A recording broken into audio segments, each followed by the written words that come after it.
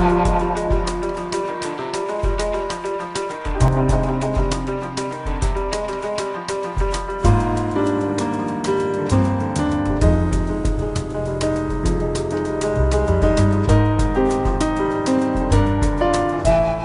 on se retrouve donc pour l'invité du jour et ce soir c'est Arnaud Bochon qui est avec nous, bonsoir. Bonsoir. Alors vous êtes coordinateur de l'événement du flocon à la vague. Alors déjà avant de commencer à en parler, à l'expliquer un petit peu, qu'est-ce que c'est du flocon à la vague?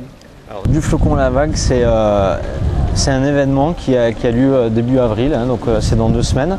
Le concept est tout simple, c'est un événement qui place le sport au service de la protection de l'eau et plus généralement de l'environnement. Où l'idée c'est on va retracer avec un plateau de sportifs intéressant, je pense qu'on aura l'occasion d'en reparler, le parcours d'une goutte d'eau.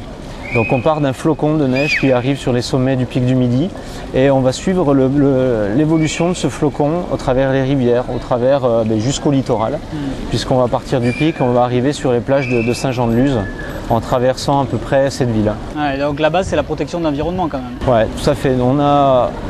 C'est parti d'une initiative des sportifs, d'une idée un peu farfelue qui était de dire est-ce qu'on ne peut pas utiliser cette notoriété pour faire venir des jeunes, faire venir du public et grâce à ça pouvoir faire passer des messages sur l'importance de protéger l'eau au quotidien, qui est une ressource qui est un bien commun, mais on le voit à travers les pays et dans le monde, qui peut être à l'origine de conflits. Mais enfin voilà, la quête de l'homme vis-à-vis de l'eau, elle est historique et génétique presque. Et le fait qu'ici dans le sud de la France, on a aussi des problèmes d'eau.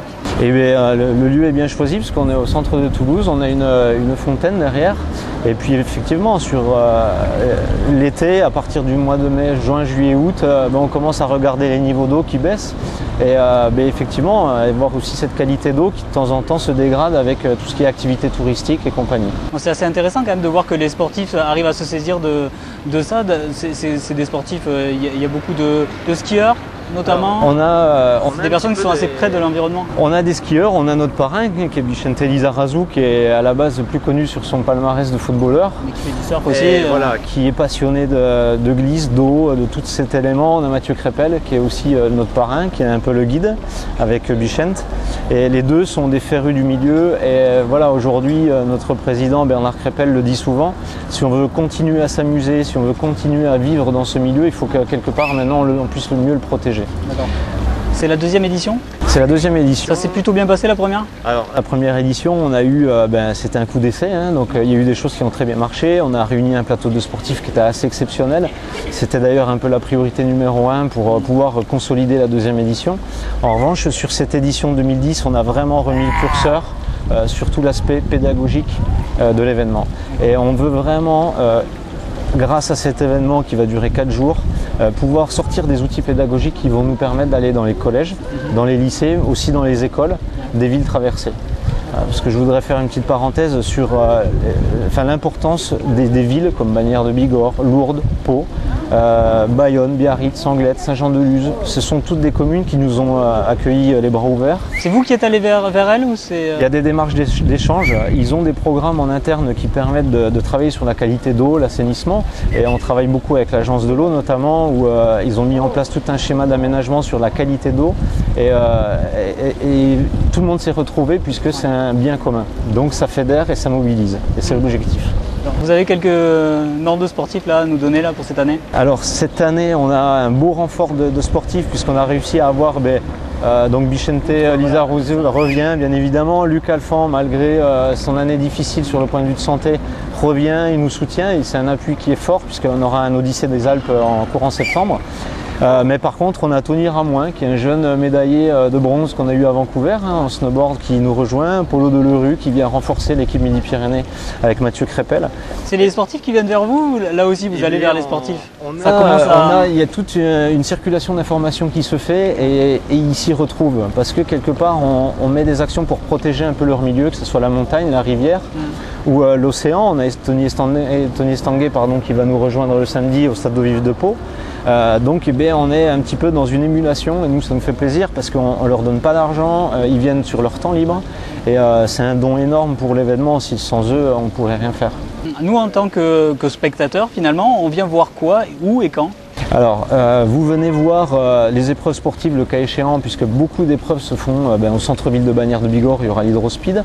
Sur les autres, on va être sur les plages d'Anglet, de Bayonne. Donc il y a des épreuves sportives, mais c'est surtout assister et participer au village.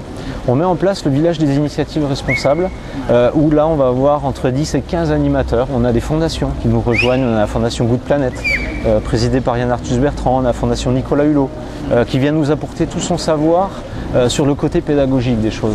On a la fondation Surfrider, enfin il y a toute une somme d'acteurs qui vont être là pendant les 4 jours, qui vont nous suivre et accompagner les épreuves. Et là on va accueillir les écoliers, les jeunes, on va accueillir les collèges, les lycées, et chacun aura un accès à l'information qu'on essaie de vulgariser pour que ça soit simple et que chacun reparte en disant moi chaque jour j'essaie de prendre un engagement pour la planète et j'essaie d'avoir un geste qui permet de réduire la consommation d'eau de chacun, tout à chacun. Très clairement l'idée c'est les jeunes quand même. Ah oui, là, disons que l'objectif c'est que moi on est un groupe de trentenaires, on est piloté par des sages qui sont les cinquantenaires, mais on veut orienter sur les jeunes de 10 ans, 15 ans. On a ce village qui va être le poumon de l'événement. Et les jeunes, j'en parlais, on sait que c'est eux demain les décisionnaires. C'est eux qui demain vont prendre des décisions politiques, autres, budgétaires. Ce sont les futurs cadres d'entreprise. On a un partenariat avec le SCPO où on va essayer de travailler dans les filières de formation pour que demain les cadres d'entreprise puissent insérer de nouveaux process de fabrication. Bernard Crépel au sein de Quicksilver, eux ils initient tout un procédé autour d'un label éco-conçu avec toutes les marques de la glisse qui sont de gros partenaires cette année qui nous suivent là-dessus. Donc vous constatez que c'est large, c'est un gros projet, on pilote ça, c'est une association qui porte ça. Donc on le fait aussi avec nos moyens et on essaie de grandir gentiment, mais voilà, ça nous tient à cœur. C'est un projet qui est porté par des partenaires aussi, institutionnels notamment. C'est essentiellement eux, c'est-à-dire qu'aujourd'hui, sans la région Midi-Pyrénées, sans le soutien de l'agence de l'eau à Dour-Garonne, sans le soutien des 2 conseils généraux, que ce soit les Hautes-Pyrénées ou les Pyrénées-Atlantiques, rien ne pourrait se faire. Aujourd'hui, on a pris une décision, c'est de travailler beaucoup avec les collectivités parce que ce sont eux les acteurs de la qualité d'eau et moins s'ouvrir sur l'aspect entreprise. L'association veut rester fidèle à la philosophie de l'événement et ça on pense qu'on peut le faire qu'avec le soutien des collectivités. Vous sentez que les collectivités tendent réellement de plus en plus là-dedans? Là c'est la 2e édition, est-ce qu'ils vous ont plus suivi qu'à la première par exemple? Si vous voulez, je pense que l'année dernière ils voulaient voir ce qu'on était capable de réaliser. Cette année on sent un réel soutien. Et surtout un soutien sur la connaissance. L'agence de l'eau, ils ont tout un programme, ce sont des spécialistes. Nous, on a besoin de s'entourer de spécialistes, d'experts du milieu. Et donc aujourd'hui, que ce soit les départements et la région, sans eux, on ne peut rien faire. Donc voilà, donc c'était aussi l'occasion de remettre un peu l'accent sur le soutien de nos financeurs. Bon, avant de se quitter, je le rappelle, 8, 9, 10, 11 et 12 avril. Alors, rappelez-nous les villes. Et qu'est-ce qui va se passer dans chaque ville? Alors, le lancement des épreuves le vendredi matin 9 avril à Bagnères de Bigorre, on va monter au pic du Midi et là c'est le lancement officiel. Donc vendredi matin on va être à Bagnères de Bigorre, le samedi matin on sera sur Lourdes, au lac de Lourdes qui est un site magnifique, qui est un site qui est en devenir.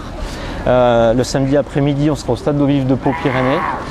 Donc là avec le soutien de la communauté d'agglomération de Pau. Le dimanche matin on sera sur Bayonne où là on aura des épreuves de pirogue au centre de Bayonne, donc là ça va être magnifique, la ville est splendide. Le dimanche après-midi on sera sur les plages d'Anglet où là il y a tout un programme qui est monté en partenariat avec la ville.